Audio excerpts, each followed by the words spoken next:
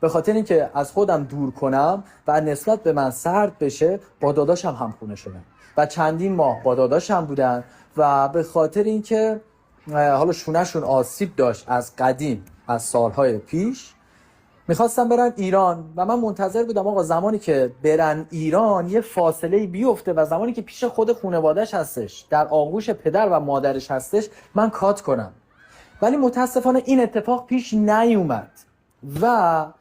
زمانی که من خواستم بیام تو این برنامه که گفتم آقا من دارم میرم داخل این برنامه،